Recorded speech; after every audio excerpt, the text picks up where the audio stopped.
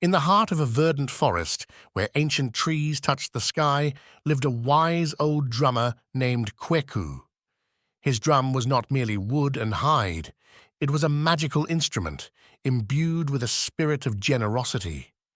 It was said to grant abundance to anyone who beat it with a truly pure heart. This drum held a sacred rule, whispered through generations. Never, under any circumstance, beat the drum out of selfish greed.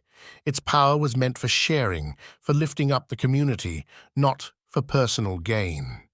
Kweku understood this deeply. Kweku was a beacon of kindness in his village. Whenever the harvests were poor or the people faced hardship, he would gently beat the drum. With each rhythmic pulse, nourishing yams, ripe plantains, and fresh meat would appear, feeding every hungry soul. The villagers cherished him for his selfless spirit. His actions brought peace and prosperity, not just to the village, but to his own heart. Kweku lived a life of contentment, knowing his gifts were used for the greater good. He taught the young ones that true wealth lay in giving. As years turned into seasons, Kweku grew old, his hands no longer as strong. He decided it was time to pass the sacred drum to his eager nephew Kojo. "Remember, my dear Kojo," Kweku warned with a gentle voice, "the drum only listens to hearts that are content and truly wish to share." Kojo, full of youthful promise, nodded earnestly.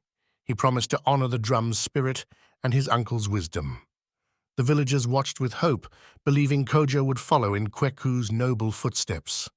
At first, Kojo used the drum wisely, just as his uncle had. He fed the poor, helped widows rebuild their homes, and brought joy to the children. His reputation grew, and the villagers respected him deeply for his generosity. But slowly, like a creeping vine, whispers of greed began to coil around Kojo's heart. He saw others with more possessions and began to covet what they had. A dangerous thought took root. Why should I share when I could have everything for myself? One moonless night, consumed by his burgeoning desire, Kojo crept out of his hut. He clutched the drum, his heart pounding with selfish ambition.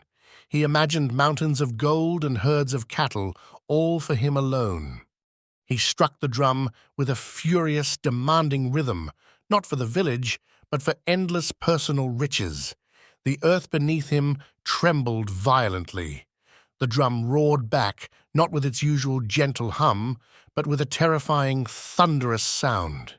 Instead of the gold and cattle Kojo craved, a terrifying torrent erupted from the drum.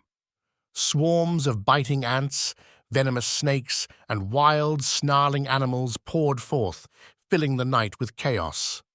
Kojo screamed in terror, realizing his grave mistake. He turned and ran, but the creatures pursued him relentlessly, chasing him far from the village. From that night forward, Kojo was never seen again.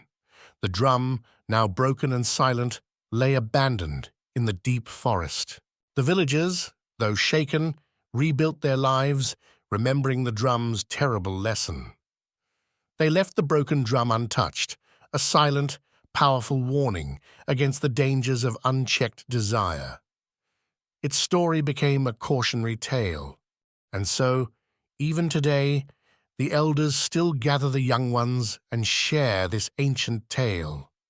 They gently remind everyone that while greed may promise glittering riches, it always beats a drum of sorrow and brings only ruin.